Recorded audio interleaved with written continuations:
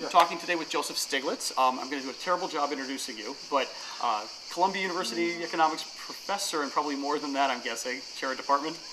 Chair of the Committee of Global Thought, university professor, yes. Nobel laureate, worked in the Clinton administration as well, Council of Economic, or chair of the Council of Economic Advisors, and author of The $3 Trillion War, which I wanted to start talking to you about this. Tell us about this book, and then we'll go into some other topics. Well, several years ago, actually back in 2005, I had the suspicion that the Bush administration was, just like they had lied to us about the causes of going to war, right. That there was some deception about the cost of the war. It wasn't going to be $60 billion? It wasn't going to be $60 billion. Right now, just to put it in perspective, we are spending that amount every 3 to 4 months. Right. Every 3 to 4 months. So with my co-author Linda Bilms, who teaches at Harvard, who is a real expert in accounting, particularly government accounting, right. We decided to look at what were the true costs to the American economy, which means both the budgetary costs and the costs that go beyond the budget. Okay. And we discovered that we estimate that the cost almost surely will exceed not just $60 billion, but right. exceed $3 trillion.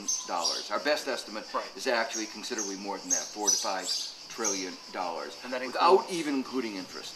Okay, and what does that include then? Well, what that includes is the direct war expenditures, which right. are now amounting to $800 billion, right. far more than this, 10 right. times the $60 billion. It includes the future, an estimate of the future expenditures. Obviously, there's some uncertainty. That depends how long we stay there, right. with a burn rate of $12.5 billion a month. Right. You use that money a lot. 100 years. Nice. I saw that you had even written an article about this and said you weren't even counting the 100 years. Yes, we more conservative.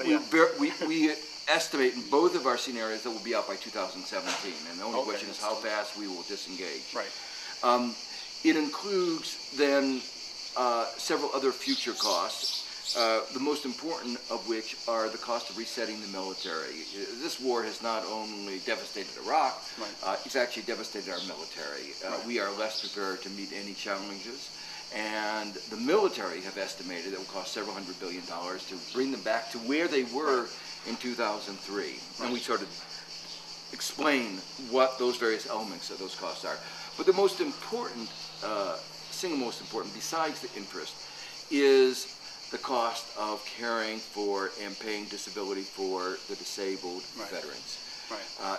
This has been a devastating war. And put it in perspective, you remember the 100-hour war, the first Gulf War, right. Right. back in '91. Watched it on TV. It was advertised as a war for free. Saudi Arabia paid for the cost. I think we didn't lose one soldier, I think. Well, yeah. The number of disabled were very large, and we are paying just no, that I did not know. Just in compensation, in compensation, not health care, just in compensation, right. $4.3 billion a year. Oh, see, no, that I'd never heard. So, right. so what we're talking about over a 30-year period alone, and right. we can talk, probably go 40, 50 years. 30 years, 4.3 trillion. We're talking about right. $120, $130 billion.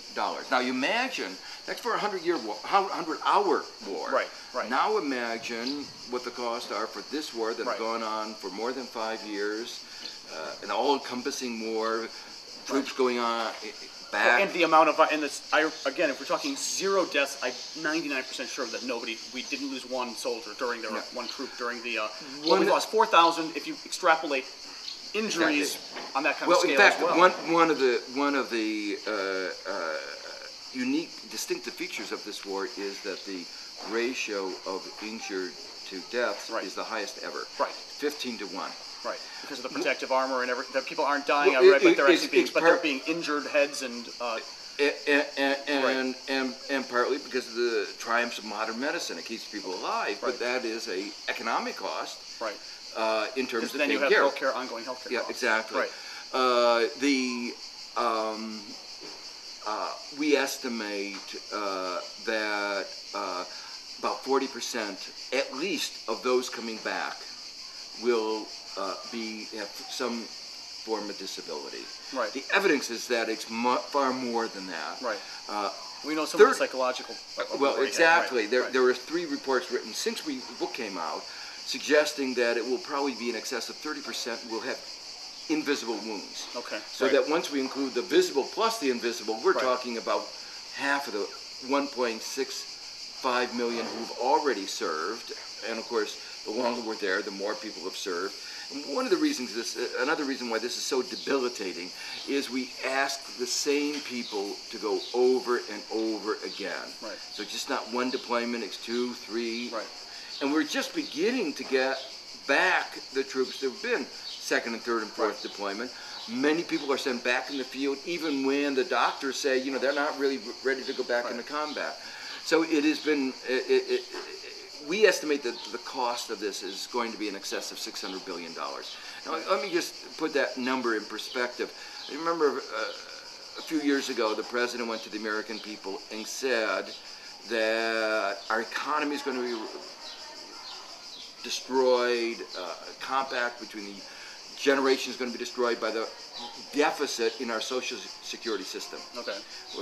We have obligations, a gap between the obligations and our tax revenues. Right. Well, the size of that gap is equal to the gap that we've created in the last 5 years in this unfunded entitlement that these people have earned for these disabled. So we really are creating an enormous future liability, not showing up yet on the accounts, but it's something that taxpayers are going to have to pay. Let me just go very briefly. Then, of course, there's the interest. This is another way in which this war is different from any other war, is it's been put entirely on the credit card. Explain how interest works, because I mean, what I mean is for federal debt, national debt, how does interest work? Well, because I've never really totally understood it. I suspect a lot of my readers who aren't economists say, what do you mean? It's the government paying itself, or what? No, it's very simple. We are spending $12.5 billion a month just for the fighting. Okay. Now, the government doesn't have the money. Right. Tax revenues are coming in, but actually going down because of the recession. Right. It doesn't have the money. So what does it do? How does it pay the bills? It goes to the bank and borrows. Okay. What is it selling? Is it treasury bills? And the way it does, it doesn't actually go to the bank. It issues treasury bills. Okay. But it's just like going to the bank. The bank, in fact, buys the treasury bills with the deposits that you put into. So it's an indirect route, but it's just borrowing. It's borrowing. But it has to pay interest. Interest on it. It has to pay interest. And you know, when you buy a house, you borrow, and you usually get that statement, you know, your $200,000 house or your $300,000 house, they usually tell you how much interest you're going to pay over the next 30 years. There'll be 200, 300, it'll double the amount that you paid. The same thing, if you fight a war on the credit card, those interest payments. So how much is the interest going to be costing us in your estimate? Over $1 billion. Over $1 trillion. I'm sorry. Over $1 trillion. So we're talking about a lot of money going forward. Because not only are we borrowing, we're borrowing to pay the interest. And is this on budget, so to speak? I mean, when we're talking about balancing the, you know, McCain's talking about balancing the budget. This is on the budget. This is what I meant was he's not counting these costs in there when he's talking about his balanced budget plan now. No, he's not. No. What's important is to remember is that many of the costs that I talked about, the cost of the disabled, we're going to be paying that for 50, 60 years. So he's not talking about that. He doesn't even want to. He doesn't even want to talk about that at all. Acknowledge it. He doesn't even want to acknowledge that.